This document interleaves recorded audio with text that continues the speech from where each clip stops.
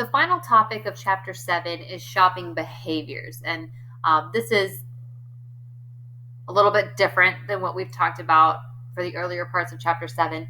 Shopping behaviors, the way we're going to talk about those is how they impact what types of retail locations that shoppers visit. So we've identified 3 different types of shopping behaviors, and the first is convenient shoppers. So convenient shoppers are minimal effort shoppers. They want to get in and get out. They want the buying experience to be quick and easy.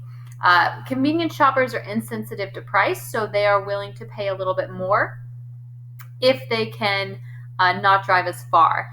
They're also indifferent to brands. So if they're looking for a product, they're focusing on the category, not so much the brand. So again, these types of shoppers are going to the easiest location that they can get to, the quickest location they can get to.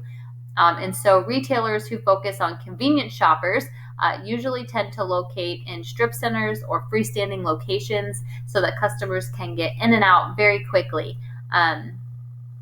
There's a few other types of retail locations where retailers who cater to these shoppers might be located, and you can identify those in the discussions boards for chapter 7.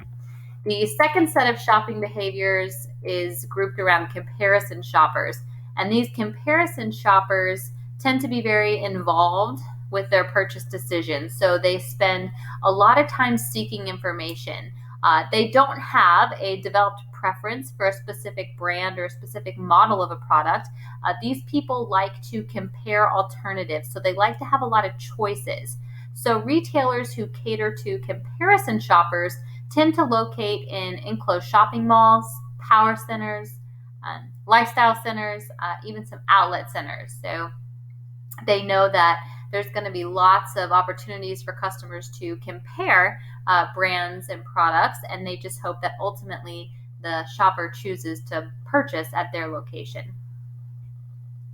The third set of shopping behaviors is targeted around specialty shoppers. So these customers know exactly what they want. They do not want to substitute a brand. They are willing to pay a premium price to get exactly what they want.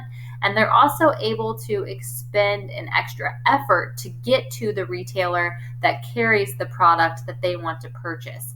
And so retailers that cater to this type of customers are category specialists, some specialty stores, and some discount stores.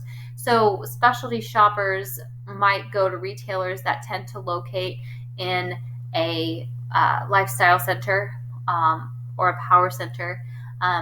Could also be in an outlet center if these specialty shoppers are looking for a lower price or a specific product.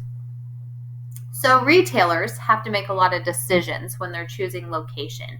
We're going to do a little wrap up of chapter 7 here real quick.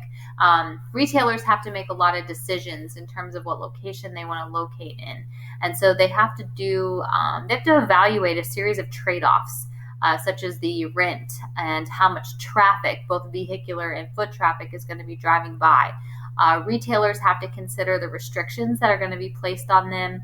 They have to consider the convenience of the location for the shoppers. Is it easy to get to? And then they also have to consider, of course, the shopping behaviors of their target market. So there's a great chart in your book on page 184. It's Exhibit 7.1 that kind of breaks down all of these trade-off items I just mentioned by retail location type. So you can kind of use that to start to get a better grasp of what types of retailers locate in what types of locations. And with that, we wrap up chapter 7, which has identified different retail location types. Our next part of this module is going to lead us to chapter 8, where we continue to look at retail locations, but we start to get a little more specific in terms of a specific retail site.